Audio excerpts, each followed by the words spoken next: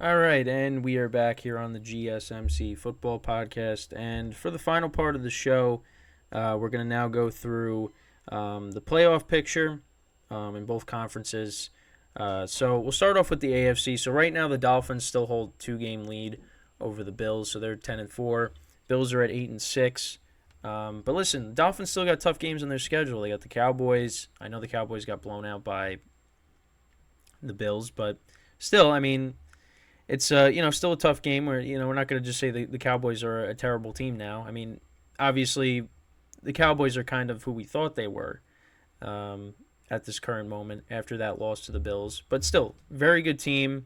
Going to be tough, and the Dolphins are a team that can't beat a team with a winning record. So then they got the Ravens, and then they got the Bills to close out the year. And then as for the Bills, they got the Chargers with Easton Stick, which they should win. I don't know. I don't see a scenario in which they lose this game, but I don't know what I would do. I don't know what I'm saying, but they should win that game. I don't see a scenario. If it does happen, I don't know what I would say. That's basically it. Whatever.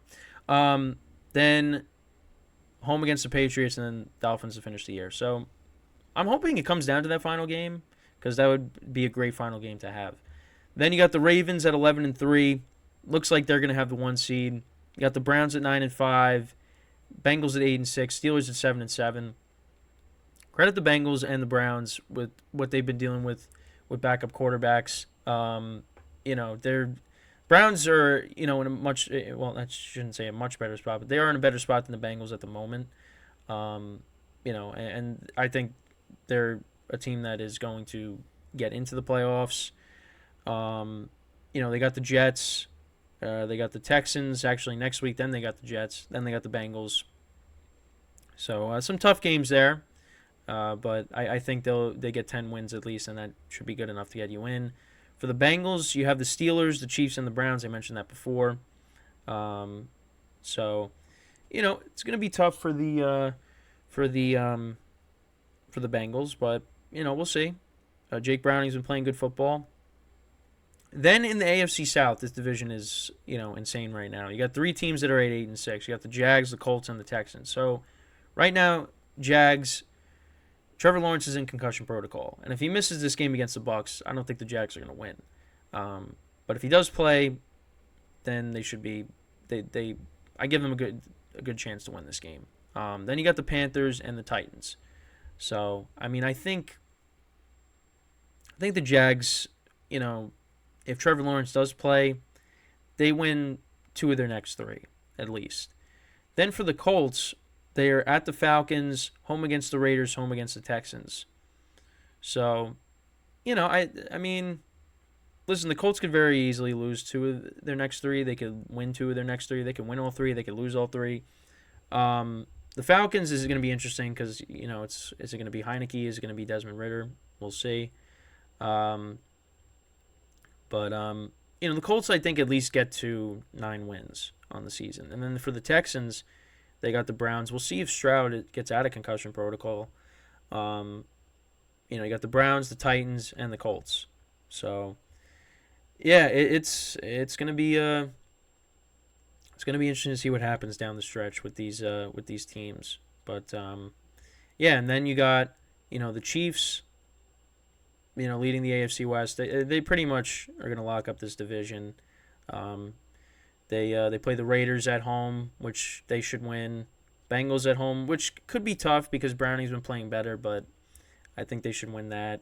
And then they're at the Chargers with Easton Stick. So the Chiefs should probably win their next 3, and they got they'll at least have the division, and we'll see where they finish when it comes to the seedings in the AFC. Then you move over to the NFC side of things. So the Eagles and the Cowboys both tied at 10-4. Right now, the Cowboys have the advantage because of conference record.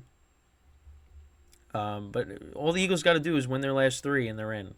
So, and like I said, anything less than 3-0 against the Giants and the Cardinals is disappointing. Then in the NFC North, I mean, the Lions pretty much have the division wrapped up with the Vikings and the Packers both losing and then winning on Saturday. They're at 10-4.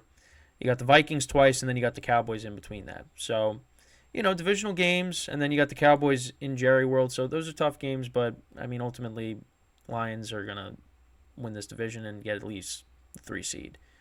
Um, but who knows? I mean, you beat the Cowboys, and maybe the Eagles slip up and lose another game, and you went out, and then all of a sudden you got the 2 seed. So um, then in everybody's favorite division, the NFC South, you got the Bucks and the Saints tied at 7-7. You got the Falcons at 6-8. Panthers at 2-12. Yeah, right now it's going to come down to the Bucks and the Saints, and the week after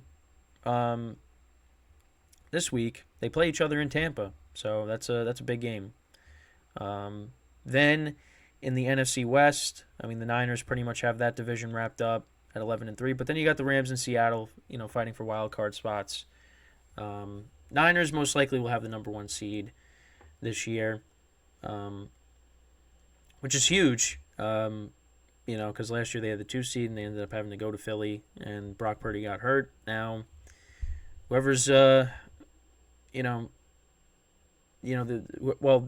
being the 1 seed, everybody's gonna have to go there. So, then, right now, then you look at the current seeding. So you got the Ravens at the 1, Dolphins 2, Chiefs 3, Jaguars 4. Then you got the Browns, the Bengals, and the Colts in the wild card spots in the AFC. The Texans and the Bills are tied with the Bengals and the Colts. So this is a big week for all those teams. I feel like the Texans and the Bills are going to get in over the Colts and the Bengals. So we'll see. The Bills, I think, especially with their next 2 games, I mean, they should win those. And then it's going to come down to that last week against Miami. So, I mean, and they ran the football very well against the Cowboys. So if they can continue to do that, it's going to be a tough team. Tough team. No team is going to want to face this team because the Bills are most likely going to get in as, if they get in as a 6 or a 7 seed. Yeah, I don't think the Chiefs or the Dolphins are going to want to see especially the Chiefs, because the Bills in the Bills in the regular season have beaten the Chiefs. I mean, the Chiefs beat them in the playoffs, but the last couple of times in the regular season, the Bills have had success against them in Arrowhead. So I don't think the Chiefs are going to want to see them again, but that would be a great game. I'd take another Allen Mahomes matchup in the playoffs. So, and then over in the NFC, we got the Niners, the Colts.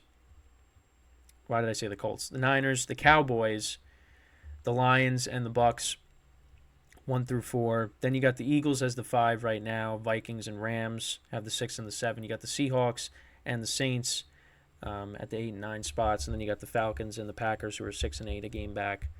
The Packers. I mean, at 6 and 6, you thought, you got a soft schedule to finish off the year.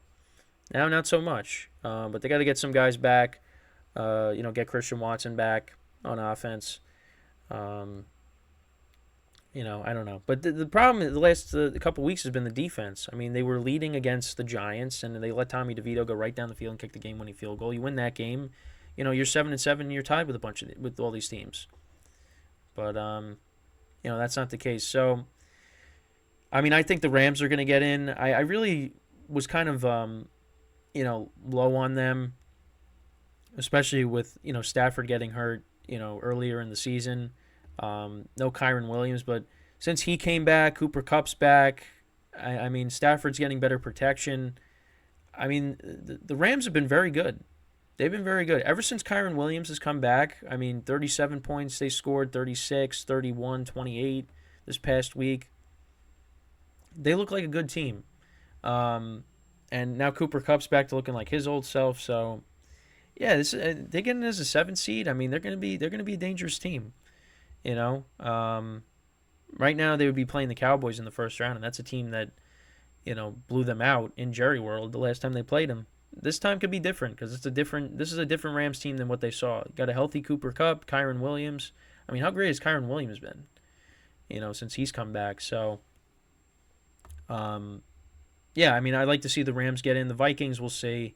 I mean, because they got their quarterback issues, and I think it's just going to be a little bit too much to overcome. So, I don't know. I really don't know who's going to get these 2 spots, because now you got Seattle picking up a win. I mean, they got the Titans, the Steelers, and the Cardinals, so that's a soft finish to their schedule. So, I mean, they could maybe win all three and get in. Because I see the Vikings definitely losing, maybe two of their last three. I mean, but it's because of the quarterback situation. Then you also got the Saints as well. Well, they play the Rams, which is a big game for both teams. So, yeah, I mean, right now you kind of like maybe the Rams and the Seahawks to get in. But again, like, who knows? Who knows what's going to happen? Um, but yeah, so that's basically the wild card. The wild card, the playoff picture in both conferences. Obviously, got 3 weeks left, so there's still a lot that is left to be decided. On both sides. I mean, you got a bunch of 8-6 teams on one side, you got 7-7 on another, and it is going to be a wild finish to the season. I mean, you still don't know like what time, all these games are going to be played in the last week of the season, because it's depending on how everything shakes out, but. It really is going to be a wild finish. And that's why it makes it exciting on one hand, where you have that last wild card spot, but then also it's like you get to the playoffs, and then you just see these teams like have no shot against the top seeds in the conferences. So then you're reminded of that, but I don't know. I mean, this year again, it's wide open this year. I mean, right now the 49ers look like the best team.